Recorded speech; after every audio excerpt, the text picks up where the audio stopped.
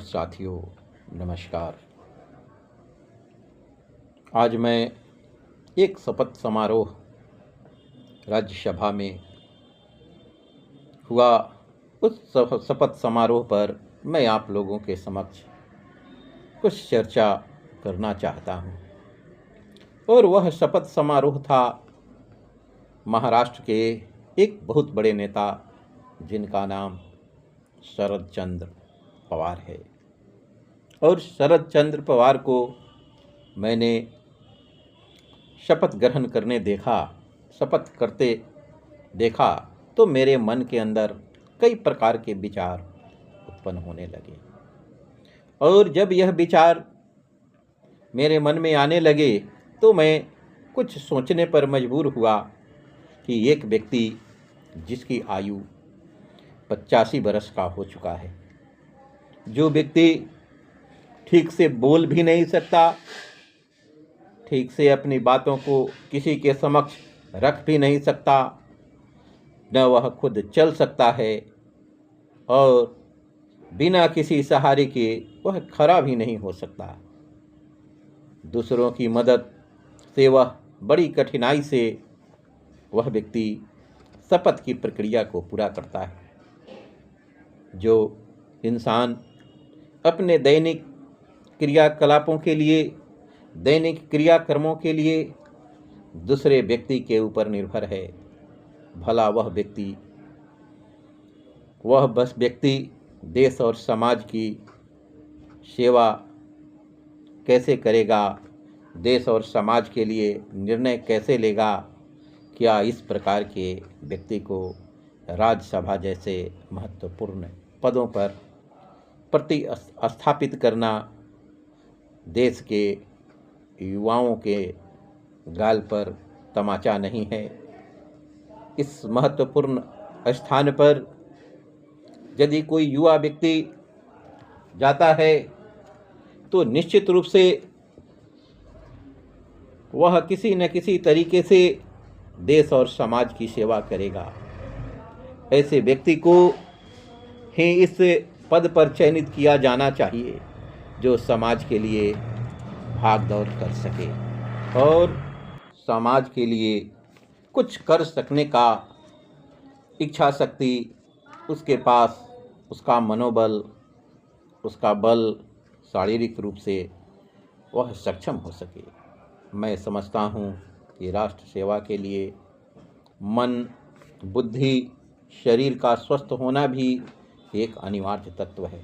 यदि कोई व्यक्ति मन, बुद्धि और शरीर से स्वस्थ नहीं होगा तो हमारे देश के उन नीति निर्धारक संस्था का सदस्य कैसे रह सकता है, यह एक बहुत बड़ी चिंता का विषय है। इस पर चिंता व्यक्त करना अनिवार्य सा हो जाता है। जैसा कि हम सब जानते हैं कि लोकसभा जिसको हम लोग निम्न सदन कहते हैं, राज्यसभा जिसको उच्च सदन कहते हैं, और उच्च सदन में निम्न सदन के द्वारा जो कोई भी प्रस्ताव पास होता है, पारित होता है, पास होता है और उसके पश्चात वह जब उच्च सदन में जाता है तो वहाँ भी बहस होती है और बहस करने के बाद उसे पारित करके राष्ट्रपति के पास भेजा जाता है।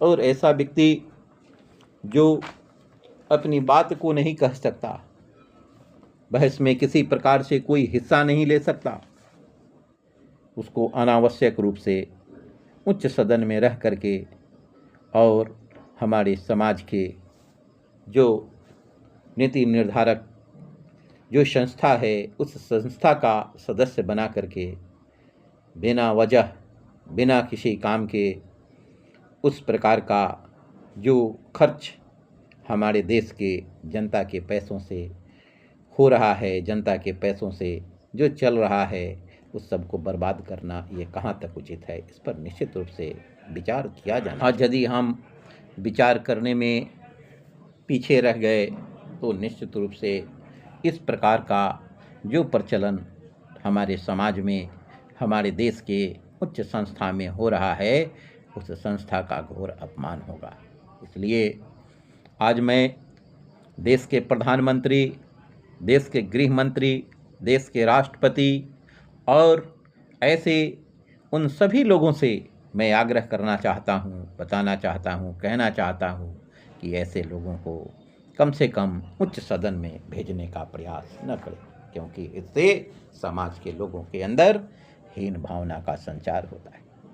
मैं नहीं कहता कि आप नहीं भेजें, वो आपका पावर है, आपकी शक्ति है, आप भेज सकते हैं, लेकिन भेजते समय इस बात का ध्यान जरूर रखा जाना चाहिए कि जिस व्यक्ति को हम भेज रहे हैं वह शारीरिक रूप से वहाँ पर काम करने के लायक है कि नहीं है, उसका हेल्थ इस प्रकार से स्वस्थ है कि नहीं है, उसकी स्वस्थता को ध्यान में रख करके उन्हें उच्च सदन का सदस्य बनाया जाना चाहिए। सिर्फ सदस्य बना देने से कुछ नहीं होता। इन लोगों को देश के नीति निर्धारक संस्था का हिस्सा होने के कारण उसमें भागीदारी देनी चाहिए। यदि ये भागीदारी देने में असक्षम हैं, नहीं दे पा रहे हैं, तो ऐसे लोगों पर रोक लगाया जाना चाहिए। इससे देश में अराजकता का माहौल भी उत्पन्न हो सकता है। आने वाले समय में निश्चित रूप से इस पर सुधार करने का प्रयास किया जाना चाहिए। इन्हीं शब्दों के साथ मैं अपनी बातों को समाप्त करता हूँ। जय हिंद, जय भारत।